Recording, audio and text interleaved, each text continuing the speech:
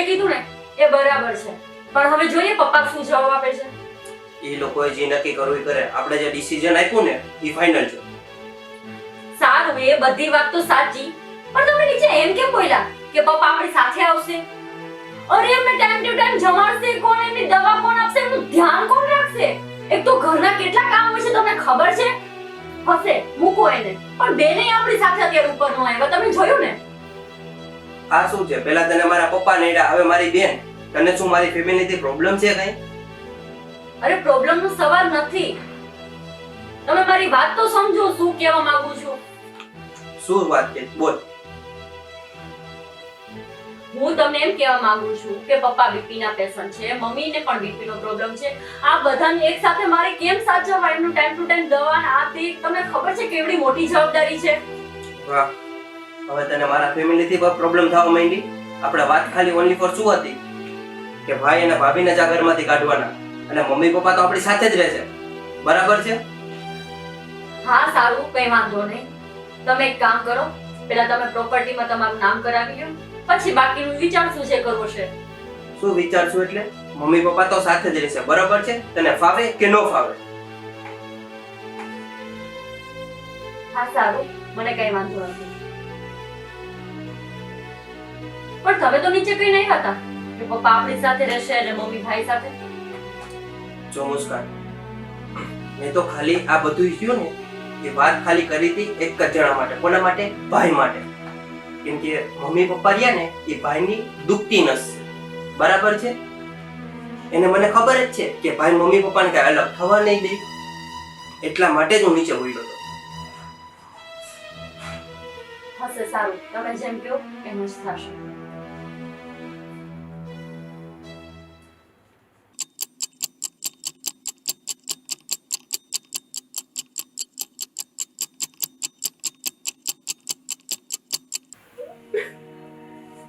બસ ભાવિતા, બસ. હું તો ક્યાં સુધી રોઈશ? આ દિવસ જોવાના બાકી રહી ગયા હતા ને આપણે હવે.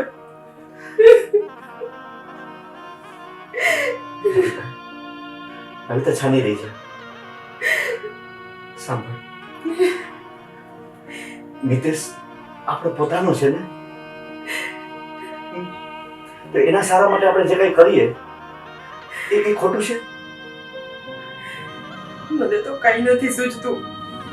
બસ એક જ વિચાર આવે છે કે મેં કયા પાપ કર્યા હશે કે આવું અત્યારે સાંભળવાનો વારો આવે છે. તમને ખબર છે ને, મેં તમારા મમ્મી પપ્પાને પણ ક્યારેય સપનામાં પણ હેરાન નથી કર્યા. બધા કહે છે ને કે તમે જેવું કરો એવું ભરો, તો મેં તો એવું કાંઈ નથી કર્યું. તું પણ અત્યારે મારી આવી હાલત. બસ ભાવિતા, તો આ બધું વિચારીને તારી જાતને આમ નિરાશ ન કર.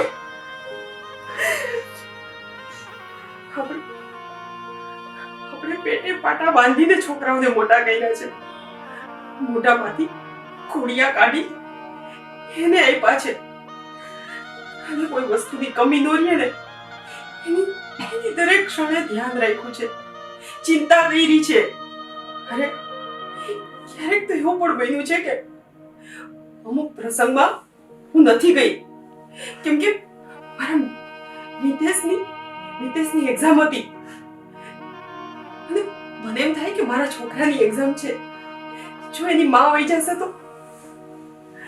ભાવિતા, આવા નાના મોટા ભોગ મા બાપ તો આપતા હોય છે જ, એની કઈ ગણતરીમાં લેવાના ન હોય. આપણી ફરજ છે ને, આપણી ફરજના ભાગરૂપે આપણે કર્યું છે. હા આપણી ફરજ છે, તો આપણે આટલી આશા ન રાખી શકીએ આ છોકરાઓ પાસેથી કે જ્યારે આપણા જાતિ જિંદગીના દિવસો એ સુખેથી આપણે જીવી શકીએ. ભાવિતા, તો મને એક વાતનો જવાબ દે. આપણે આ બધું જે માલ મિલકત અને પ્રોપર્ટી જે કરી છે એ કોના માટે કરી છે? આપણા બાળકો માટે જ. હા તો હું ના નથી પાડતી કે આપણે એને નથી દેવું, પણ આપણને જુદા પાડે છે. હવે એમ કહું ને કે તમારો આશરો હું છું અને મારો આશરો તમે છો. અત્યારે છે મિતેશ જીદે ચડેલ છે એટલે આવેશમાં આવીને આવું કીધું છે. પણ મને ચોક્કસ આશા છે કે મિતેશ આપણને ક્યારેય જુદા નહીં પાડે. અરે કદાચ એક વખત હિતેશ આ શબ્દ બોલ્યો હોત ને તો હું માની લેત કે મારી પરવરિશમાં મારા પ્રેમમાં ક્યાંક ખોટ રહી ગઈ હશે. પણ મારો સગો દીકરો, મારા સગા દીકરાએ મને આવું કહી દીધું.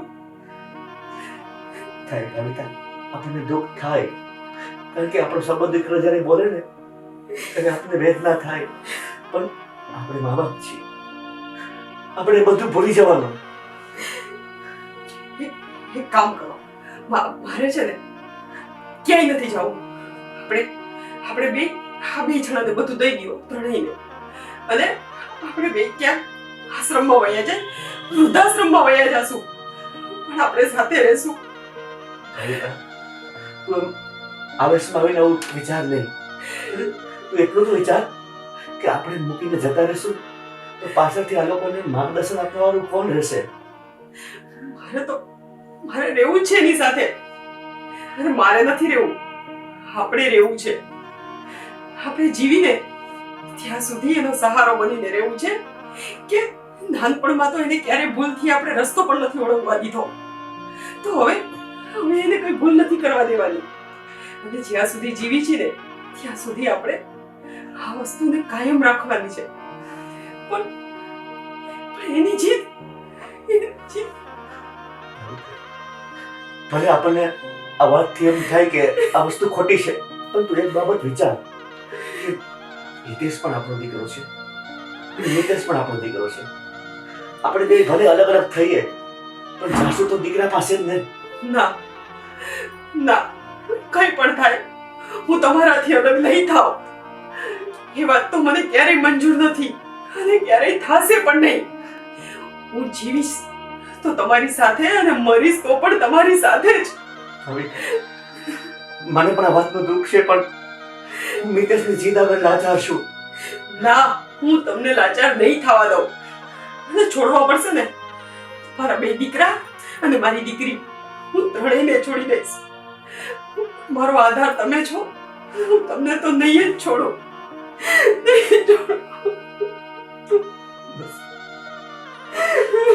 બસ ભાવિકા, તું ઈશ્વર પર શ્રદ્ધા રાખ, સૌ સારું થઈ જશે.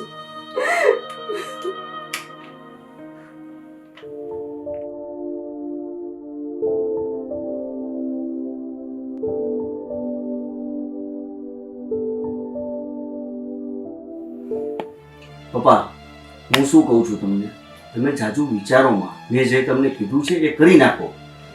બેટા, તારી વાત તો સાચી છે, પણ તું મારી ફિલિંગને સમજ. પણ તમને તો ખબર છે ને, હવે મિતેશ 1 નો 2 થવાનો નથી, તો ખોટી જીત પકડીને શું ફાયદો છે? તમને ગમશે મમ્મી આટલી જાતિ જિંદગી પપ્પાથી અલગ રહેવું? ના, મેં એને ના પાડી દીધી છે કે કદાચ તમારા લોકોને જે કરવું હોય તે કરો, પણ અમે તો એકબીજાથી ક્યારેય અલગ નહીં જ થાય. બેટા, તમારી લોકોની વાત એકદમ સાચી છે અને અમે લોકો પણ જુદા પડવા નથી માંગતા, પણ મિતેશનું મને ચિંતા થાય છે એની, એનું શું થશે? હજી તમને એની ચિંતા છે? એને એક વખત રેવા દ્યો એકલો. કવિતા, એટલે તમે કીધું હતું કે છોરું કછોરું ભલે થાય પણ માવતર કમાવતર ન થવા જોઈએ. મારે કાંઈ નથી સાંભળવાનું અને હું પપ્પાની વાત નથી માનવાની. એ વસ્તુ ફાઇનલ છે કે આ જેટલી બધી પ્રોપર્ટી છે, જે બિઝનેસ છે ને, બધું મિતેશભાઈના અને જેમી દીદીના નામ કરીને આપણે નીકળી જઈએ છીએ અને તમે બંને અમારી સાથે રહેશો. બસ. દીદી બેટા, તો પછી તમારું શું? અમારું થઈ જશે, તમે જરાય ચિંતા કરો. પપ્પા, તમને એ બંને કરતા તો અમે વધારે જ ધનવાન છું, કારણ કે અમારા પાસે તમે બે જ છો ને. હા બેટા, હું તમારી લોકોની લાગણી સમજી શકું છું, પણ ફક્ત લાગણીથી જિંદગી નથી ચાલતી. તમારે પણ જીવવા માટે આશરો જોઈએ. પપ્પા, હિતેશ આટલા ટાઈમથી બિઝનેસ કરે છે, એમને કંઈક તો વિચાર્યું હશે ને, તો જ એ કહે છે ને. અને હવે તમે તે સાથે કોઈ ચર્ચા જાજી ન કરો અને અમે તમારી સાથે જ આવશું. મેં વકીલને વાત કરી લીધી છે, કાગળિયા બધા તૈયાર છે, તમે ખાલી સહી કરો એની જ રાહ છે. ઠીક છે બેટા, તમારા લોકોની આટલી બધી લાગણી છે તો મને વાંધો નથી. તો આપણે આજે જ નીકળીએ છીએ. હિતેશે આપણા બધાની રહેવાની વ્યવસ્થા કરી દીધી છે. મારા મિત્રનો ફ્લેટ છે એ ખાલી પડ્યો છે, આપણે ત્યાં જઈશું. ભલે બેટા. આટલું મોટું નથી, પણ એ તમારું ઘર હશે જ્યાંથી તમને કોઈ એવું નહીં કહે કે તમારે અહીંયાથી જવાનું છે. ચાલો, મને ઘરથી, ગાડીથી, મિલકતથી કઈ લેવા દેવા નથી. મને તો બસ મારો પરિવાર, મારા દીકરા વહુ મારી સાથે રહીએ ને એટલું જ કાફી છે. અમારા માટે પણ પૈસા ઇમ્પોર્ટન્ટ નથી મમ્મી. તમે બંને સાથે રહ્યો ને એ છે. જોયું, હું તને કહેતો હતો ને કે આપણી લાગણીને હિતેશ કેટલી સારી રીતે સમજી શકે છે. બસ બસ હો, હવે આ રોવા ધોવાના નાટકો ન જોઈએ. હવે તો નવા ઘરમાં રહેવા જવાનું છે, હવે તો મસ્ત સ્માઈલ જ આવવી જોઈએ. ચાલો તમે બે તમારા જરૂરિયાતના કપડાં પેક કરી લો, ત્યાં સુધીમાં અમે નીચે જઈ અને વકીલ સાથે વાત કરી લઈએ છીએ. આજે તો તમે કંઈ ન કહેતા, વકીલને ખાલી કહી દેજો કે પછી આવીને મિતેશભાઈને ડોક્યુમેન્ટ હેન્ડઓવર કરી છે. ખાલી આજે તમે એમને મિતેશભાઈને કહી દો કે બધું તારા નામે થઈ જશે અને તમને કાગળિયા મળી જશે. બરાબર ને પપ્પા? ભલે બેટા. ઠીક છે. ચાલો ચાલો, હવે સેન્ટી નથી થવાનું, પેકિંગ કરવાનું છે, પેકિંગ કરીએ. ચાલો ચાલો.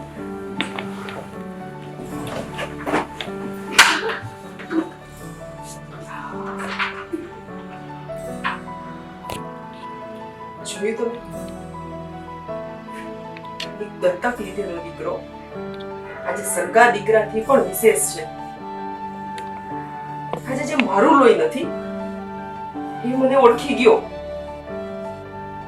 અને આપણું ને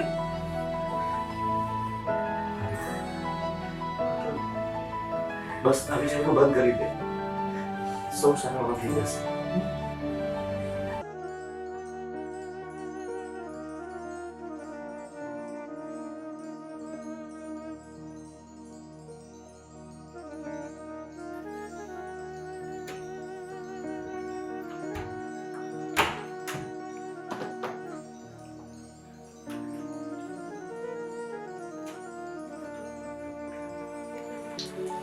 બધાય કાવા દાવા કરીને જોઈ લીધું, પણ આ બે માણા હટવાનું નામ જ નથી દેતા. સાચી વાત છે તમારી. તે સીડીએ જી ભાભીને પડવાની પ્લાનિંગ કરી ને, જોયું તોય પપ્પા પાસે હારા થઈ ગયા ને. હા, મહાન બનવાની તો આદત છે પહેલેથી. અને ભાઈ તો પહેલેથી જ રામ છે એની પાસે, એટલે કઈ કઈ તો કઈ ફેર નથી પડતો એને. પણ ગમે ઈ થાય ને, ભલે આપણે ગમે એટલા કાવા દાવા કરીએ, પણ હવે આ પ્રોપર્ટી જે રહી ને ઈ તો આપણા નામે આપણે કરવી જ પડશે, ગમે ઈ થાય. તો હું શું કહું છું, શું કે ફેક ડોક્યુમેન્ટ બનાવીને પપ્પાની સાઈન લઈ લ્યો, ઈ થાય, બિઝનેસના પ્રોપર્ટીમાં ભાઈની સાઈન લઈ લ્યો. ઈ કરી શકાય. બરાબર ને દીદી? તારું શું કેવું બેન એમાં? એવી રીતના થોડું સારું, તો એક કામ કરીએ, હું ડોક્યુમેન્ટ જે આપણે કરવા છે ને ડુપ્લિકેટ, બરાબર, હું એની વાતચીત કરી લઉં, બરાબર છે. અને જે ભાઈનો બિઝનેસના જે બધા કાગળિયા છે ને એની ઉપર તો હું સાઈન કરાવી લઈશ, એ તો મને આવડે છે કેમ કરાવી. પણ જે આ પ્રોપર્ટીના પેપર છે ને એની ઉપર સાઈન થયા ને પપ્પાની, એ તમારે બેમાંથી ગમે એકને કરાવી જોશે. તો એક કામ કર, બેનને તો હજી સવાલ પૂછશે આડાવડા, બરાબર છે, આ જવાબદારી તું લે, ભલે, કઈ વાંધો નહીં, એ કામ થઈ જશે. બરાબર. બાકી હવે ગમે ઈ થાય, આ બધું આપણા નામે તો કરીને જ રહેવું છે, ડન છે. બરાબર? બરાબર બેન? બોલાવ્યું ને મિતેશ? મિતેશ! છે આ લોકોને? નહીં શાંતિથી જીવે નહીં જીવવા દે. હાલો હાલો ચાલો બેન. હાલો.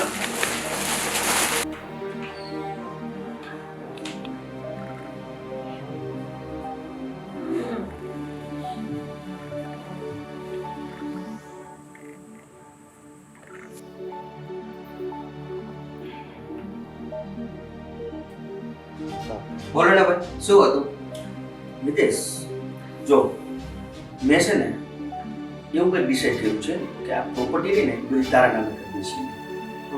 તારા નામે અને જેમીના. બરાબર.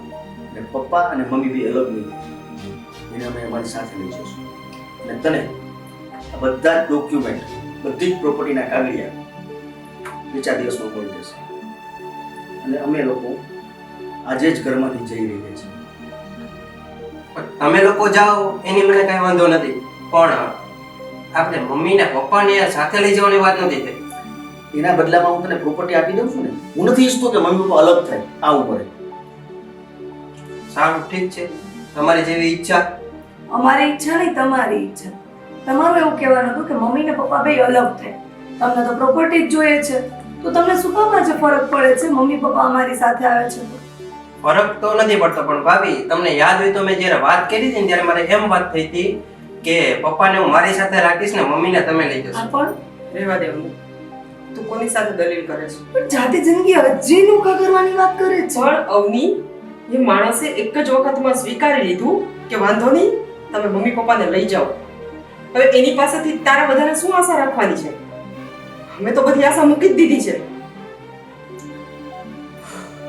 પણ કદાચ મમ્મી એને ખ્યાલ નથી કે એ પ્રોપર્ટીના બદલે શું ગુમાવી રહ્યો છે.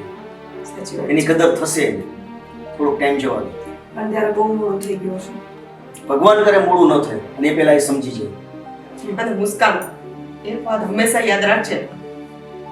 એક માથી તું દીકરા અને એની દીકરીને જુદા કરે છે, અને આનો બદલો કુદરત તને જરૂર દેશે. કેમ કે ઉપરવાળો છે ને, એ બહુ ચોખ્ખા હિસાબ રાખે છે. આપણી જેમ નથી કે આપણી જે ઈચ્છા થાય ને એ હિસાબ આપણે ક્લિયર કરી.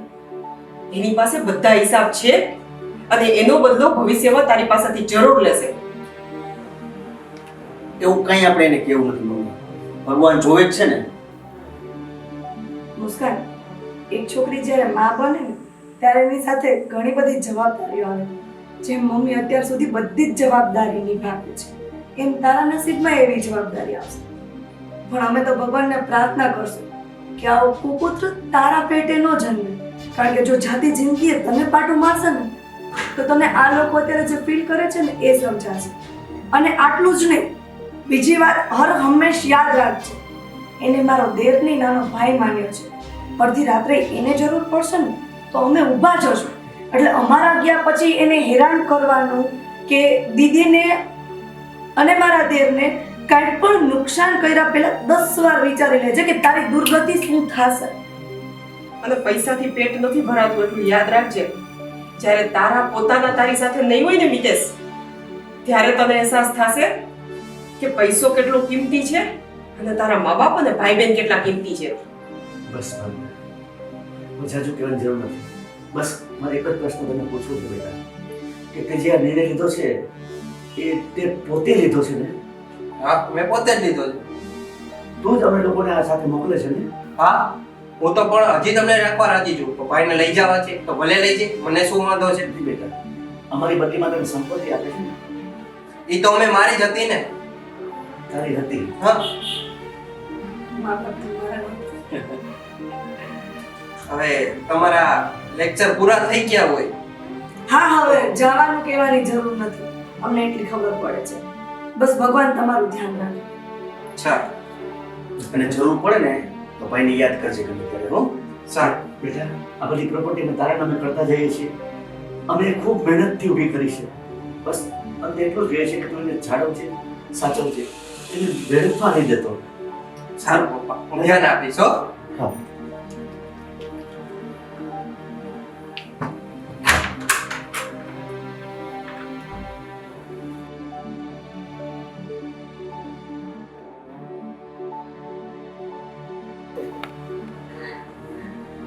સારું હાલો, આપણે જે જોતું હતું એ તો થઈ ગયું. હા બરાબર છે તો હું થોડું કામ પતાવી આવું હા જાઓ બરાબર સારું ચાલ